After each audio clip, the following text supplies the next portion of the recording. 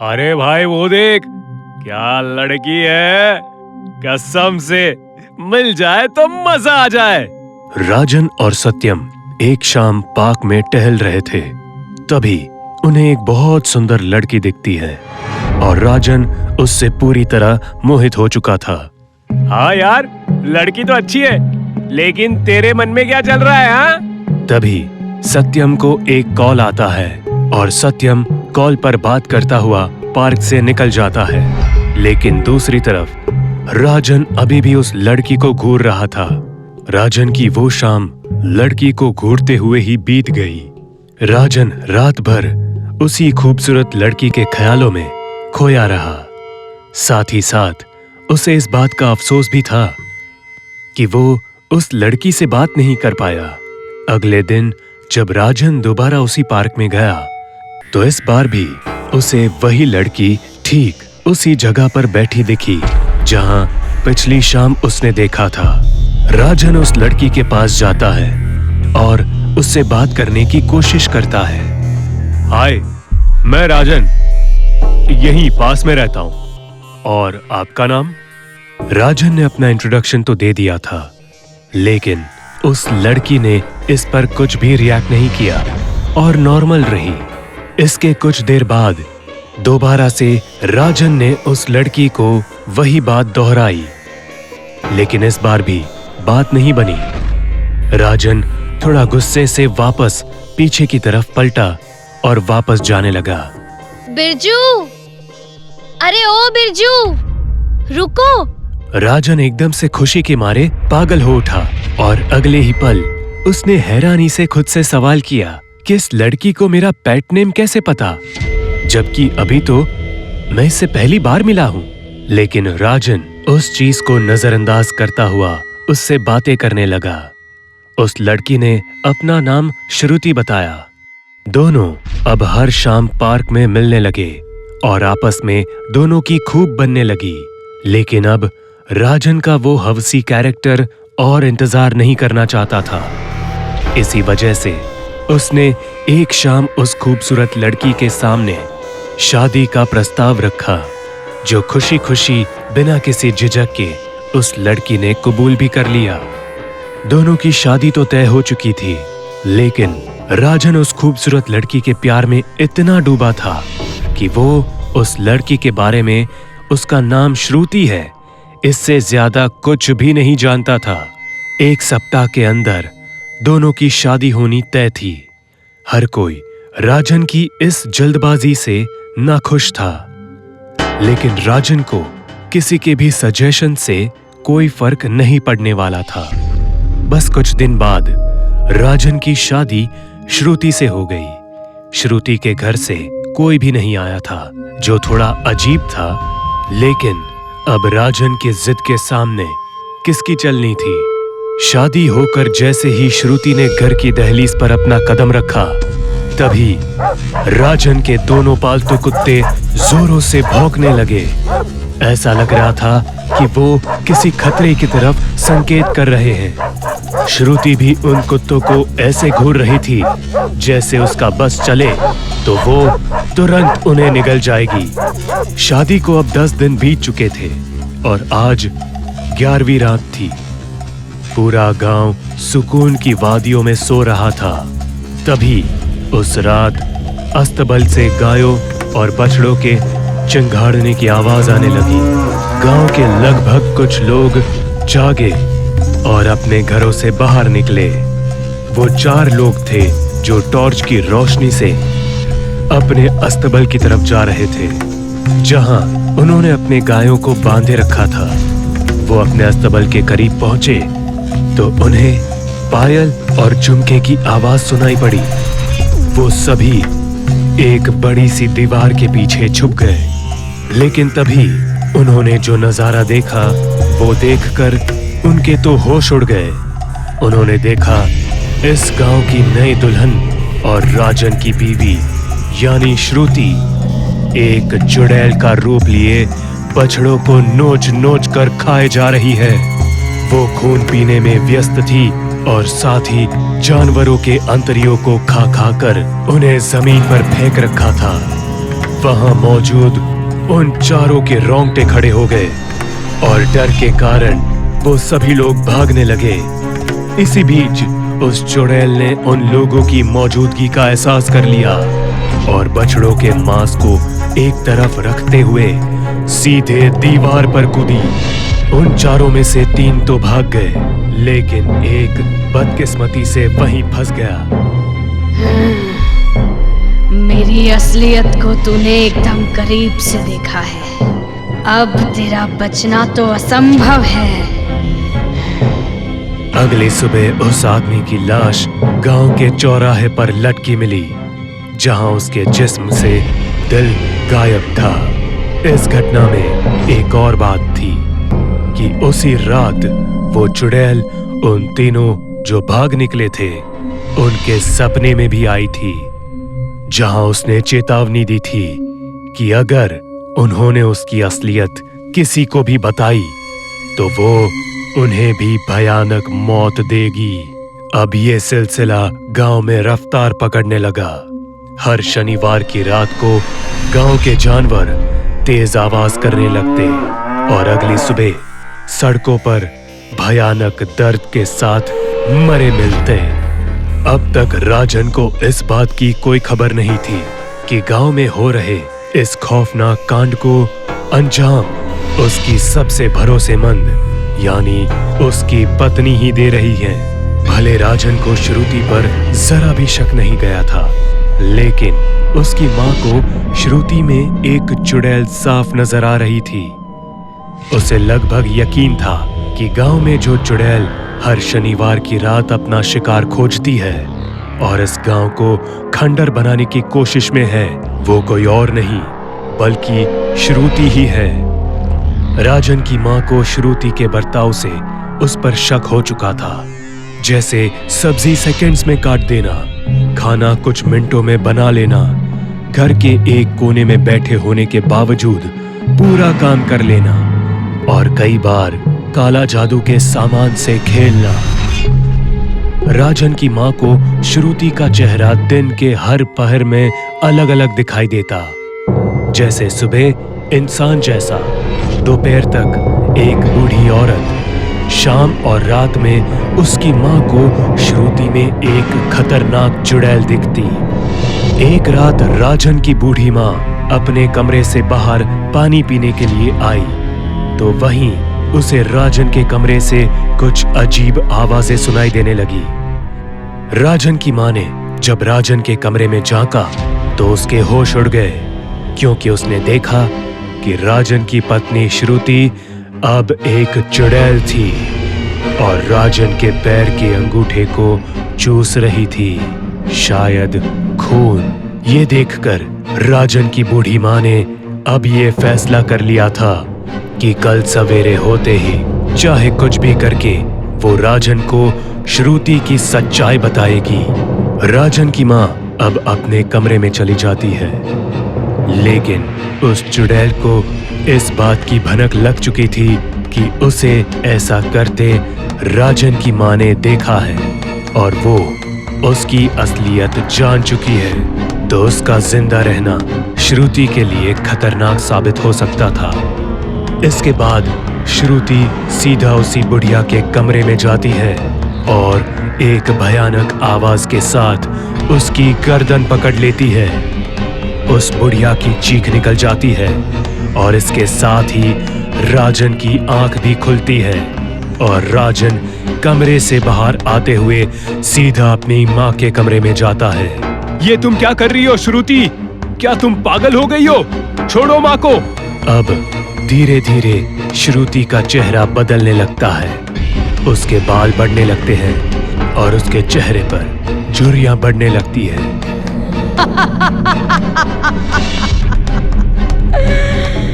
तुझे क्या लगता है मैं तुझे प्यार करती हूँ?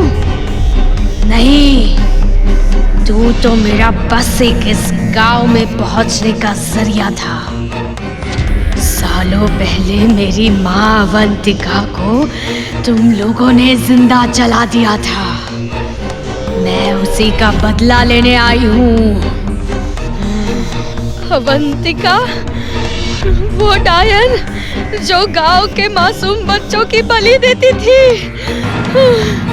हे भगवान! ए चुड़ैल, मेरी माँ को छोड़ दे, वरना मैं अपनी बंदूक से तुझे मार दूंगा। वो चुड़ैल राजन की माँ को एक कोने में फेंक देती है और सीधा राजन पर झपटती है। इसके बाद वो राजन के गले में अपने दांत गड़ा देती है और राजन की तड़प तड़प कर वहीं मौत हो जाती है। बुढ़िया को दिल का दौरा पड़ता है और उसकी भी मौत हो जाती है। लोगों का कहना है इसके बाद उस चुड़ैल ने उस रात उस गांव में मौजूद किसी भी शख्स को जिंदा नहीं छोड़ा, सबको मार दिया, किसी को जलाकर किसी का कत्ल कर दिया। कहते हैं सालों पहले कोई अवंतिका नामक डायन इस गांव में रहती थी, जो गांव के मासूम बच्चों की बलि देती थी। जब लोगों को पता चला तो उसे गांव के चौराहे पर बांधकर जिंदा जला दिया, लेकिन उसकी बेटी पर किसी की नजर नहीं पड़ी। आज 22 साल बाद वही बेटी आई है बदला लेने, और उसने पूरे गांव को शमशान बना दिया। दोस्तों, राजन की एक गलती का अंजाम पूरे गांव को भुगतना पड़ा। अगर आपको भी कोई ऐसी लड़की दिखे जो दिखने में बहुत खूबसूरत हो लेकिन अनजान हो, तो उससे दूर रहने में ही भलाई है, क्योंकि अक्सर खूबसूरत चेहरे के पीछे ही नकाबपोश शैतान बसते हैं। मौत एक ऐसी भयानक सच्चाई है जिससे आज तक कोई भी नहीं बच पाया है। लेकिन एक और कड़वा सच ये भी है कि सच्चाई मौत के बाद भी सामने आ सकती है। आज की कहानी 2 बहनों की है जो अडॉप्टेड चाइल्ड थे। उन्होंने कभी अपने माता पिता को नहीं देखा था और अपनी जिंदगी को गोद लिए हुए घरों में गुजारती थी। लेकिन जिंदगी ने उनके साथ ऐसा खेल खेला जिसमें मजबूत खिलाड़ी भी हार मान जाए। क्या कर रही हो निधि? अब तो बड़ी हो गई हो, अब तो मिट्टी में खेलना बंद कर दो। दीदी क्या तुम भी? बच्चों, अपने कमरे में जाओ और जाकर सामान पैक कर लो। तुम्हें लेने के लिए मर्फी परिवार नीचे इंतजार कर रहा है। चलो जल्दी जाओ। क्योंकि नैना और निधि अडॉप्टेड चिल्ड्रन थे, तो अक्सर उनको फैमिलीज चेंज करनी पड़ती थी। जिंदगी अब तक खुशनुमा चल रही थी। दीदी, सच कहूं तो मुझे इस परिवार को छोड़कर जाने का बिल्कुल मन नहीं कर रहा। लेकिन अब दूसरा कोई रास्ता भी तो नहीं है। हम अनाथ की जिंदगी ऐसी ही होती है, एक घर से दूसरे घर, दूसरे घर से तीसरे घर। दोनों अडॉप्टेड बहनें अभी जिंदगी की लड़ाई में बहुत छोटी थी। नैना जहां 13 साल की थी, तो उसकी छोटी बहन निधि 10 साल की थी। अब उन्हें मर्फी फैमिली में जाना था। दीदी, क्या तुम्हें पता है मर्फी आंटी बहुत खड़ूस है। इन्हें बच्चों से कोई खास लगाव नहीं है। फिर न जाने क्यों ये हमें लेने आई है। हाँ, ये बात है तो सही, क्योंकि मैंने भी सुना है कि इनका स्वभाव बहुत अजीब है और व्यवहार बहुत खतरनाक है। पहले भी कई लोगों ने इनके यहाँ से बच्चों के गुमशुदा होने के किस्से बताए हैं। बच्चों, बाहर गाड़ी में बैठ जाओ। हाँ? शाम होने वाली है ना, जाओ। हाँ, जाओ। दोनों बहनें अब मर्फी फैमिली पहुंच चुके थे, लेकिन वहां उन्हें अब तक का सबसे अच्छा एक्सपीरियंस हो रहा था। घर किसी आलीशान महल से कम नहीं था और रोशनी से चकाचौंध था ये घर। उस रात दोनों बहनें सो गई और अगली सुबह उठी तो मर्फी उनके बगल में बैठी थी। बच्चों, वैसे तो स्कूल जाना बहुत जरूरी है ना? लेकिन मैं तुम्हें 2 रास्ते देती हूँ, हाँ? या तो घर के सारे काम करो या स्कूल जाओ। नैना को पढ़ाई पसंद नहीं थी, इसलिए उसने घर का काम करना सही समझा और निधि ने स्कूल जाने का फैसला किया।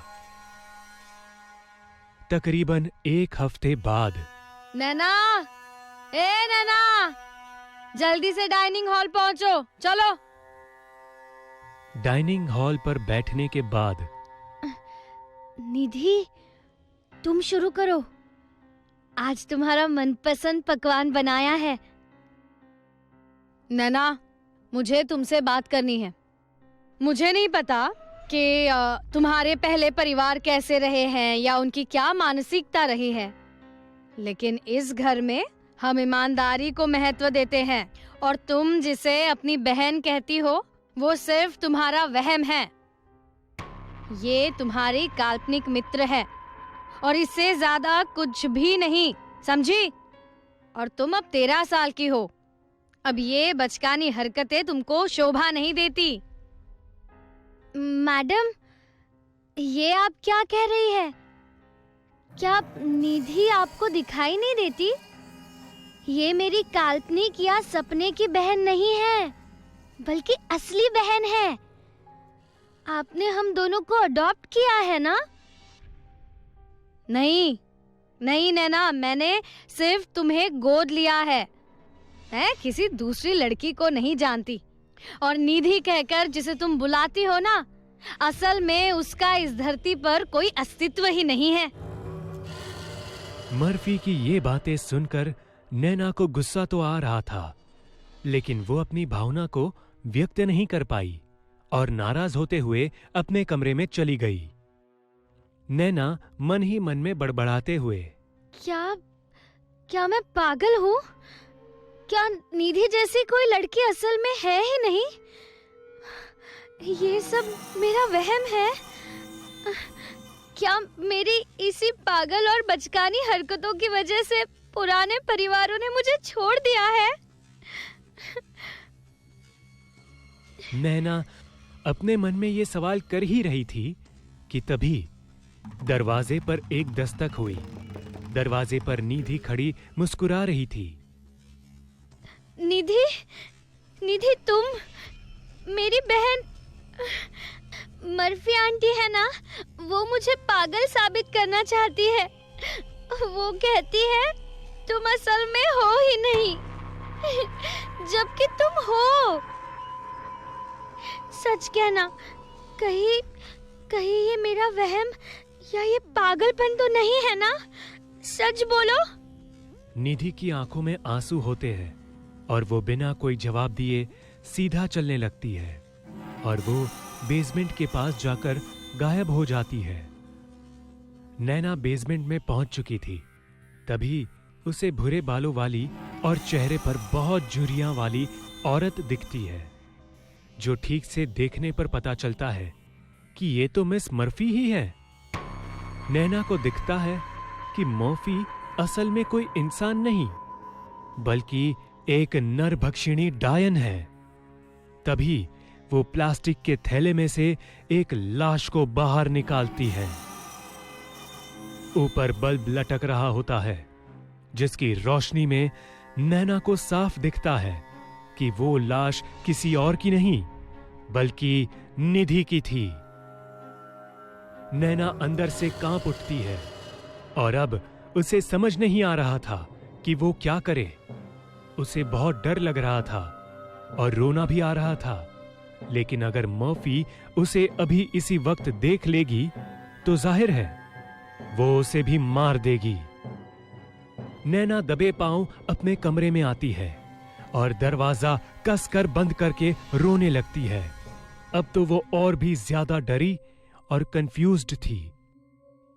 कुछ समय बाद वो नॉर्मल होती है तो वो ये सोचती है कि असल में पूरा मामला है क्या। असल में अभी उसने निधि की लाश को देखा, जबकि कुछ देर पहले ही वो निधि के साथ डाइनिंग टेबल पर बैठी थी। कहीं ऐसा तो नहीं कि मर्फी ने निधि का कत्ल कर दिया और अपने कातिल के कैरेक्टर को छिपाने के लिए निधि को अदृश्य साबित करने का ढोंग कर रही है। लेकिन अगर ऐसा है भी तो निधि उसे कैसे दिखाई दे रही है जबकि वो तो मर चुकी है। उसका सिर ये सब सोच सोच कर फटा जा रहा था। तभी उसने अपनी बगल में निधि को बैठा देखा, जिसे देखकर वो बहुत ज्यादा डर गई। दीदी, तुम डरो मत।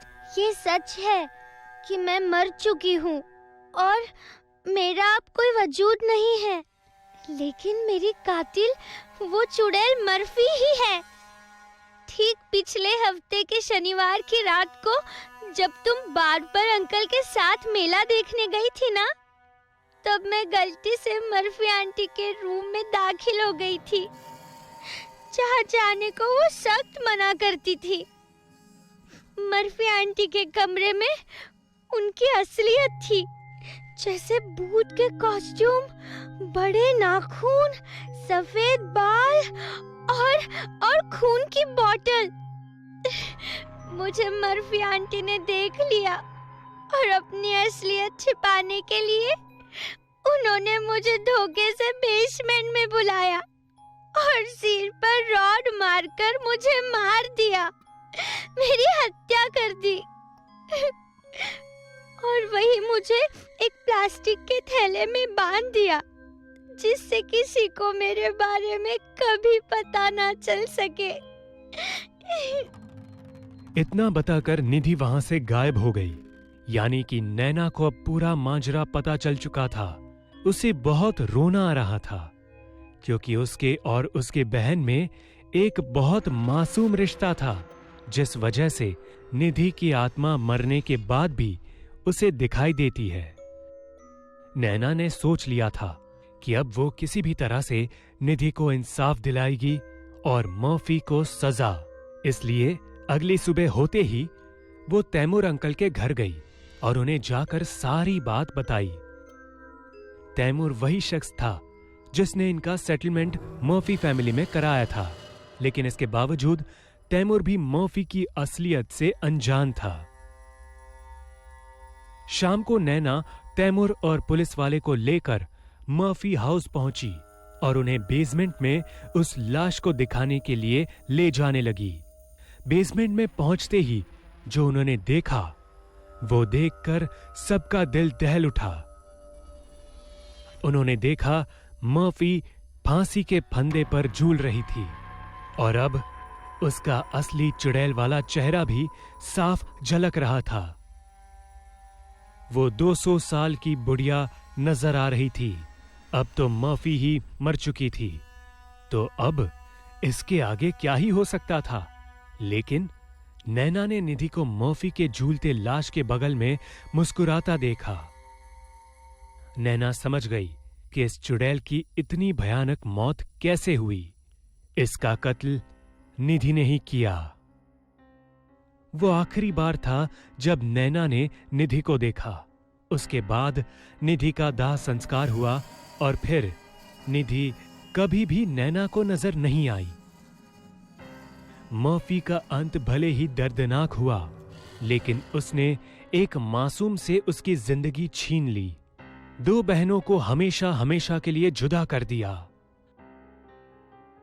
आज इस घटना को बीते एक लंबा समय हो गया है, लेकिन नैना आज भी उस घड़ी को याद करती है तो दहल उठती है। खासकर उस लम्हे को जब मरने के बाद भी निधि की आत्मा ने उसे सच बता दिया और मर्फी का पर्दा फाश किया। इसलिए कहते हैं, मौत सिर्फ शरीर को आती है, आत्मा और भावना दोनों अमर है। अगर रिश्ता और प्यार पवित्र है तो मौत के बाद भी आपका प्रेमी आपकी रक्षा करेगा और आपके साथ रहेगा। भले मर्फी ने खुद की असलियत छिपाने के लिए निधि का कत्ल कर दिया, लेकिन निधि की मौत के बाद भी असली सच सबके सामने आ ही गया। विहान, अथर्व और शिवांश तीनों बहुत ही अच्छे दोस्त थे और तीनों 12th स्टैंडर्ड की एग्जाम को कंप्लीट करने के बाद वेकेशन में कहीं घूमने जाने का प्लान कर रहे थे। मुझे लगता है इस बार हमें गोवा या मनाली नहीं बल्कि गांव जाना चाहिए। गांव के सुंदर वातावरण और गांव की हरियाली का आनंद उठाना चाहिए। बात तो तेरी सही है, लेकिन हम में से किसके गांव चले? हम तीनों एक एक करके सभी के गांव चलेंगे, लेकिन शुरुआत बिहान के गांव नाथुपुरा से करेंगे। हाँ तो दिक्कत क्या है, चलो, लेकिन थोड़ी सतर्कता बरतना। मेरे गांव में तुम्हारी यह आवारागर्दी नहीं चलेगी, जैसे देर रात तक जागना, शाम को बाहर घूमना और सबसे खास भूत प्रेत का मजाक बनाना। अरे हाँ, मैं तो भूल ही गया था, तेरा गांव अंधविश्वासी के साथ साथ कायर और फट्टू भी है। देख, अब तेरा ज्यादा हो रहा है। विहान, तू साइंस का इतना ब्रिलियंट स्टूडेंट होकर इन भूत प्रेतों पर विश्वास करता है, लेकिन कसूर तेरा भी नहीं है, क्योंकि तेरा जड़ ही वहां से जुड़ा है, तो ये तो लाजमी है। लेकिन तू टेंशन मत ले, इस बार हम तेरी और तेरे गांव दोनों की गलतफहमी दूर कर देंगे। तीनों दोस्त आने वाले वेकेशन में गांव जाने का प्लान कर रहे थे और तीनों ने चुना विहान का वो भूतिया गांव, जहां शाम ढलने के बाद उस गांव की चुड़ैल निकलती है और गांव में अकेले टहल रहे किसी भी इंसान को जान से मार देती है। अब तीनों को भूतों में जरा भी विश्वास नहीं था और इस बार उनका मकसद भी यही था कि वो गांव पहुंचकर उस चुड़ैल वाली बात को उनकी गलतफहमी साबित कर दे, जो उन्होंने इतने सालों से पाल रखा है। शाम की ट्रेन से वो लोग अगले दिन दोपहर में पहुंच गए थे विहान के गांव नाथुपुरा। वो तीनों विहान के घर पहुंचे। उनके गांव के पुश्तैनी मकान में सिर्फ विहान की दादी रहती थी और बाकी के लोग शहर में ही सेटल्ड थे। अरे बेटा, तू आ गया, बहुत अच्छा किया। जा, जल्दी हाथ मुंह धो ले, मैं खाना लगा देती हूँ, जा। तीनों दोस्त खाना खाकर एक ही कमरे में अपने अपने बेड्स पर रेस्ट करते हुए बातें कर रहे थे। अरे, तुम लोग सो कहाँ गए? अपना मकसद भूल गए क्या? अथर्व अपने दोनों दोस्तों के साथ कमरे से बाहर चुपके से निकलता है और दादी के कमरे में घर की चाबी लेने जाता है। अथर्व अकेला दादी के कमरे में गया था। वो जैसे ही वापस जाने को मुड़ा, एक पतले से हाथ ने उसकी टी शर्ट पकड़ ली और पीछे से एक डरावनी आवाज आई, चाबी रख दे यहाँ। अथर्व जैसे ही पीछे पलटा, उसने देखा कि विहान की दादी ने उसके कंधे पर हाथ रखकर उसे रोका था। असल में विहान की दादी कोई इंसान नहीं, बल्कि एक चुड़ैल थी, जिसका चेहरा उस अंधेरी रात में भी इतना भयानक लग रहा था कि कमजोर दिल वाला तो वहीं मर जाए। ये देखकर अथर्व वहीं कांपते हुए बेहोश हो गया। जब बहुत समय तक अथर्व नहीं लौटा, तब उनके वो दोनों दोस्त दादी के कमरे में आए तो देखा कि उनकी दादी बेड पर थी ही नहीं। अरे, दादी कहाँ गई? वैसे दादी रात के 1 बजे कहाँ जा सकती है?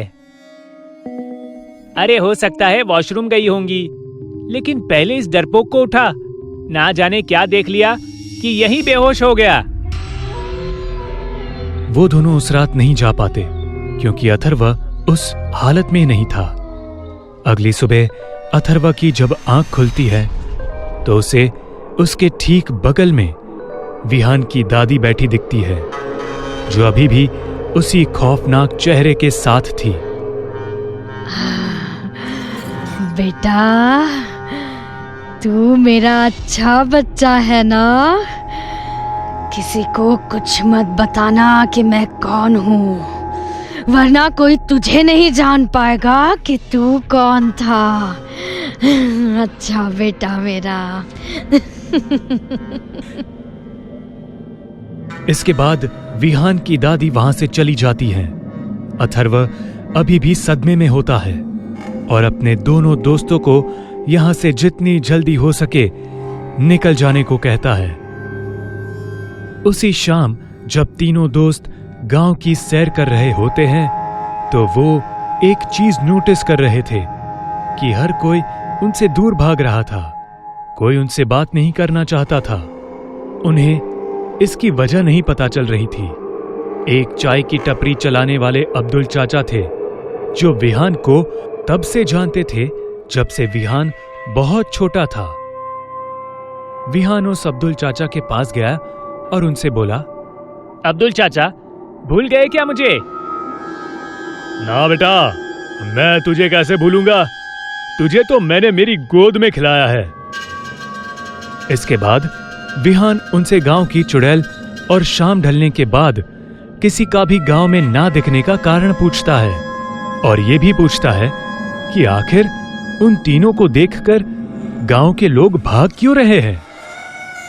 बेटा, असली कहानी ये है कि जिस गांव की चुड़ैल का जिक्र तुम इतने समय से सुन रहे हो, ये कोई और नहीं बल्कि तुम्हारी दादी ही है। गांव की चुड़ैल जो रात में निकलने वाले का शिकार करती है, वो तुम्हारी दादी है। ये सुनने के बाद विहान के पैरों तले जमीन खिसक गई। हाँ बेटा, ये बात तुम्हारे घर वालों को भी पता है। आज से 7 साल पहले तुम्हारी दादी बहुत बीमार हो गई थी, लेकिन एक चुड़ैल उसी समय गांव में साया बनकर घूमती थी। उसे एक शरीर की जरूरत थी जिसकी मदद से वो अपना शिकार कर सके। जब गांव के लोग उसे मारने गए तब तुम्हारी दादी भी उनमें से एक थी, लेकिन लौटते वक्त उस चुड़ैल ने तुम्हारी दादी के आत्मा को बांसवाड़ी में बांध दिया और उस चुड़ैल की आत्मा ने तुम्हारी दादी के शरीर में घर कर लिया। तब से तुम्हारी दादी इस गांव में हर रात मौत का खेल खेलती है। तुमने देखा होगा कि तुम्हारे घर में कोई भी भगवान की मूर्ति और पूजा घर नहीं होगा और अंधेरे में कभी भी दीप या कोई भी रोशनी नहीं जलती, क्योंकि चुड़ैल शैतान की पूजा करती है, भगवान की नहीं। इसके बाद अथर्व ने भी कल रात वाली बात का जिक्र किया और अब तीनों काफी डर गए थे क्योंकि ये तीनों उस चुड़ैल के घर में रह रहे थे। इसी वजह से कोई भी इनके करीब नहीं जाना चाहता था। अब समझ आया कि मेरे घर वाले मुझे अपने गांव क्यों नहीं आने देना चाहते थे। ना ही उन्होंने कभी इस सच को बताया। इसके बाद तीनों उस घर में गए, सामान बांधा और फौरन निकलने लगे। लेकिन तभी पीछे से एक आवाज आई। इतनी जल्दी जा रहे हो बेटा, लेकिन मैं अब अपने पोते से अलग नहीं हो सकती। मेरे माया खेल के कारण ही तो मैंने उसे अपने पास बुलाया है। अब तो मेरा शरीर बहुत पुराना हो चुका है। अब मेरी आत्मा को नए शरीर की जरूरत है।